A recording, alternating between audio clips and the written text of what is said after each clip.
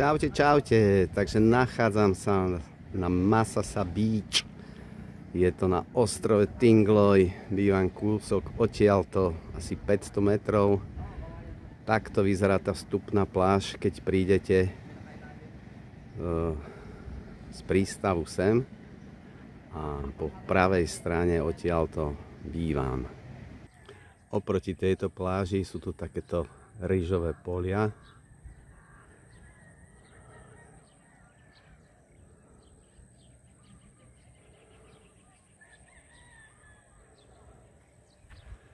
Niektorá rýža už je pozberaná, ale ako vidíte tam vzadu ešte stále čakajú na zber.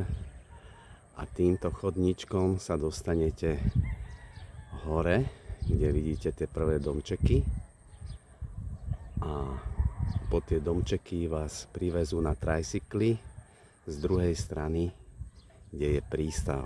Čiže pristanete loďou, sadnete na trajcykel a za 80 peso vás privezú až sem a odtiaľ musíte ísť po tomto chodníčku smerom na pláž. Z tejto strany to majú trošku zatopené, to rýžové pole. Po tom tajfúne, ktorý tu bol pred týždňom, tam sa pase krava. A kto nevidel rýžu ešte na poli, iba doma v sáčku. Takže takto vyzerá rýža pred zberom. Takto si tu nesú vozu, vodu na pleci.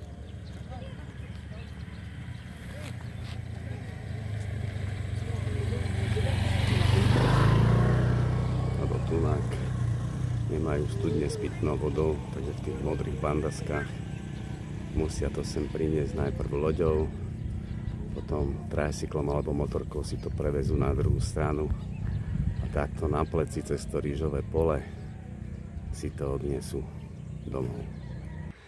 Tento ostrov Tingloy je síce maličký, ale pozrite sa, aké kopce tu má.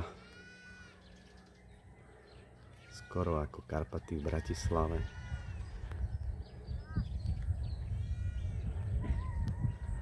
A je tu perfektná klíma.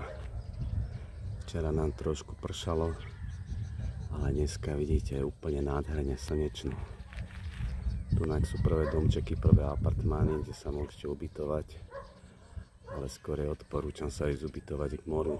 Nie je to také drahé. Stojí to...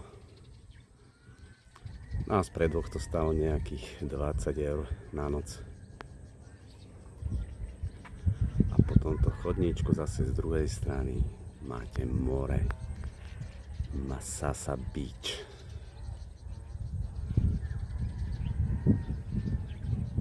No a tunak na týchto drievkách sedávajú šoféri trajcyklov, ale väčšinou tak v sobotu, v nedeľu, keď tu je veľa ľudí, dneska je štvrtok, aby mohli zase tých ľudí odviesť odtiaľto do prístavu. Čiže len potiaľto sa dostanete tým trajcyklom, lebo tu vzadu už končí cesta. Tu vás vysadia a musíte ísť peši. A tunak, v tomto, honosne to nazvem, že obchod, som kúpil pre moju rodinu a seba nádherné trička, keď som tu bol v marci. A takýto tu je pohľad z hora. Čiže po tomto chodničku už musíte ísť peši. Alebo keď tu máte nejakého kamaráda, tak príde pre vás na motorke, lebo viacej ako jedna motorka sa na ten chodník nezmestí. Takže paalam inad.